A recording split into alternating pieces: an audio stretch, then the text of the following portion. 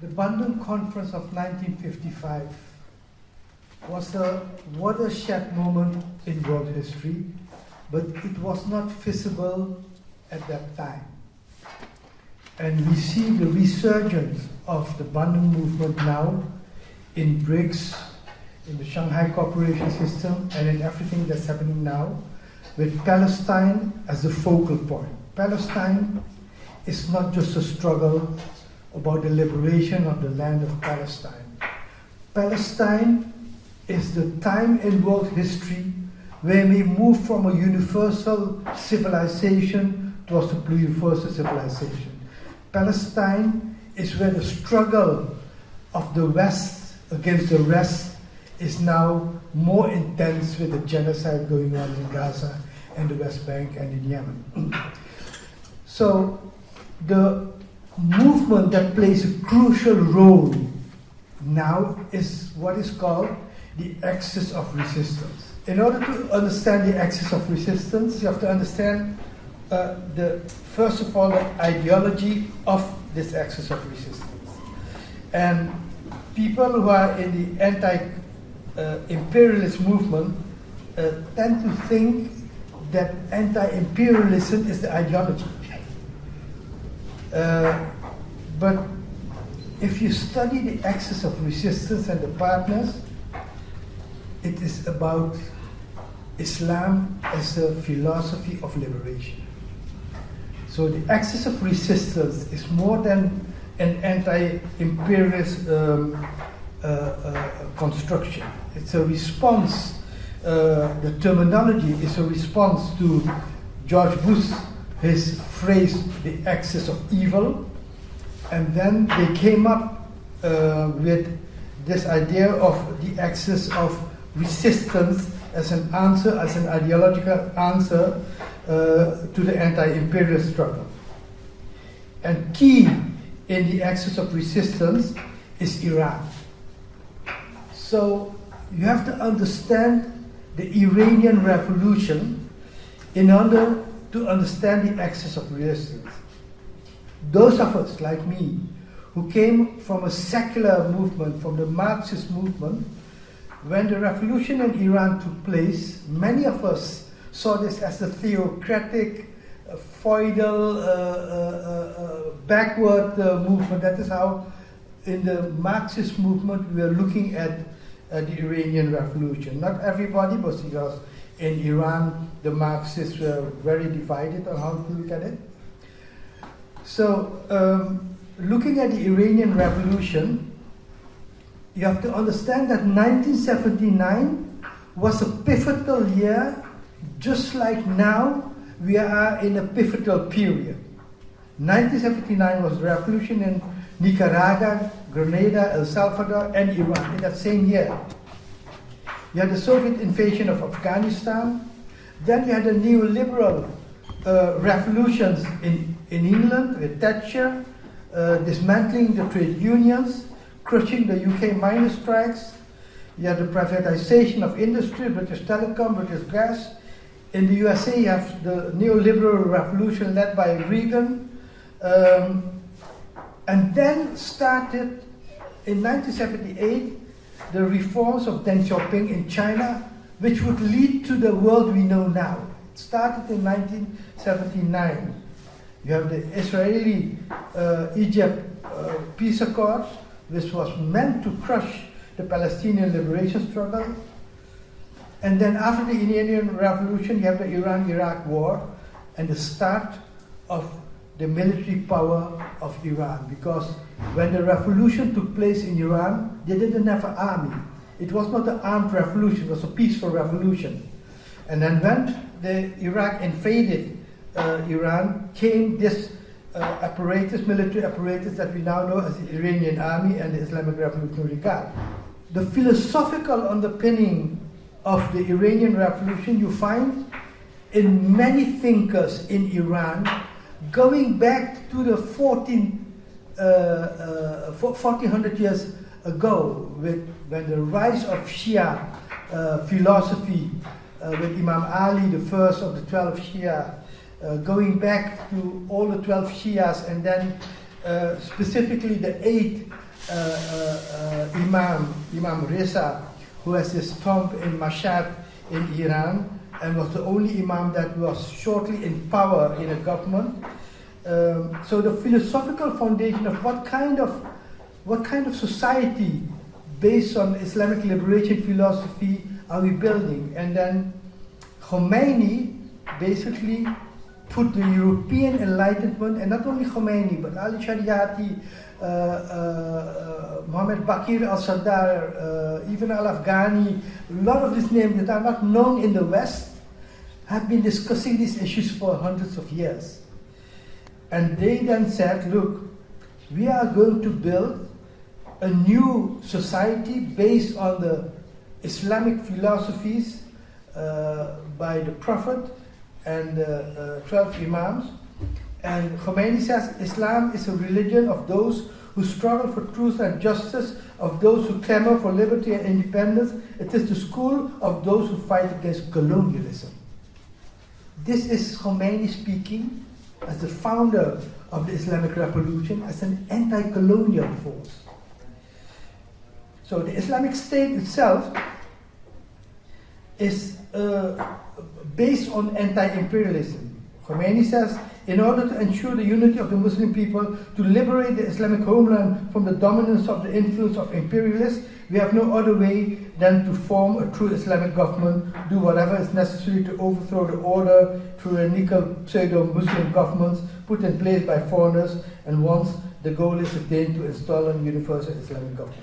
This is completely in opposition with the European Enlightenment of the separation of religion and state. Because in the European Enlightenment, they fought against Christian theocracy, which was a hinder in the progress of science and technology. And in Iran, they take the different view. They say no, it's because every society needs to be based on values. And European Enlightenment, at the end of the day, is either based on liberal values or on Marxist values. These are the two schools of Islam. So, I won't go too much into the Islamic State. I will deal with three issues. Oh, sorry. I didn't understand you say either the liberal values or the Marxist. Marxist. So the European Enlightenment produced two schools, liberalism and Marxism, as the philosophical underpinning of how society would look like. And now in the Islamic world, and Al-Afghani started that. Iqbal in Pakistan. Al-Afghani was an Iranian who traveled around in the Ottoman Empire to build an anti-imperialist movement under the name of Pan-Islamism, like the African that with Pan-Africanism, right? So they discussed the European Enlightenment and offered an alternative for the European Enlightenment. And that is what you see in Islam, but you saw also in the African diaspora with Pan-Africanism as an alternative for the European Enlightenment. So I'll take three issues to discuss with Iran, which many people in the West would have problems with. One is sexuality. In Iran, same-sex relations are forbidden by law. So people in the West who are in favor of LGBT rights would have a big problem with that aspect of the Iranian Revolution. And then at the same time, the strange thing is that in Iran, transgender operations are legal by the state. So Iran was one of the first nations to allow transgender operations when one transgender who fought in the Iran-Iraq war pleaded to Ayatollah Khomeini to acknowledge transgenders, and then he managed to get his ears, and they changed the law for that. Then the other thing is how the concept of Islamic freedom is interpreted with the concept of individual freedom in the West. Iran was a popular revolution. In the West, it is described as an unpopular revolution. But the people in Iran are in the millions going to the street in favor of supporting the Islamic Republic. And so you have in Iran secular, you have in Iran religious people, and that's a constant battle of ideas. But after the revolution, they approved a constitution with 99% of the people, where they put up a constitution that guarantees individual freedom combined with adherence to an Islamic State. So in Iran you have political movements. We are accustomed here to define a movement in terms of left and right. In Iran they use different terms. They call us principalists and reformists. And the principalists are anti-imperialist, stricter adherence to Islamic principles, and the reformists lean more towards the West and subscribe to the Islamic principles, but want more reforms in the systems. So you'll see in the Islamic government that sometimes the reformists are in power, sometimes the principalists are in power, because the government is decided by elections. You have elections for the presidential, parliamentary, and local elections every 4 years. The Assembly of Experts that select the leader of Iran, the head of state of Iran, is chosen every 8 years. And then you could have selections when the president dies. So, and these movements compete in all these elections. Then the other thing is the question of the hijab. Headscarves are mandatory for women in hijab. There's a guidance patrol, but then there's an enormous debate in Iran whether to abolish this guidance patrol or not. General Soleimani, for example, who was a hero for every Iranian because of the role he played in the axis of resistance, he said, whether you wear a hijab or not, you're still our daughter, you're still our sister. And that's the way we should treat it. So there's, especially this government of Pakistan, wants to abolish the guidance patrol, the process of doing that. Now, the role of women in Iran is a big issue in the West, but in Iran it's one of the few constitutions where they acknowledge the role of the women in the revolution. Khomeini did that, but in the revolution they acknowledged that the women played a leading role in the Iranian revolution and called for all kind of safeguardings for women. Now, half of the universities professors in Iran are women. Women are pilots, women are taxi drivers. When the head of the atomic agency went to Iran, he went to the laboratories and he was wondering how is it possible that almost half of the people working there were women. So this is the context. You have, in the fight towards global imperialism, you have the view of secularism, which is Che Guevara, who said, in the Vietnam era, we need to create 2-3 more Vietnams. And then you have General Soleimani, who said we have a specific strategy to bring down the Zionist regime. And the strategy is basically unite all anti-imperialist forces, Shia, Sunni, secular, develop defense capabilities, the whole tunnel system in Yemen, in Iran, in Lebanon, in Gaza, is the idea of Soleimani. Came up with a structure to develop in Gaza. It's 500 kilometers of tunnels. And then develop offensive capabilities, military technology, training, coordination, intelligence. And one of the things he did, he acknowledged that the Taliban in Afghanistan, which was a Sunni organization, radical Wahhabist organization, very anti-Iran, killed Iranian diplomats. He saw that this organization had the potential of driving out the Americans.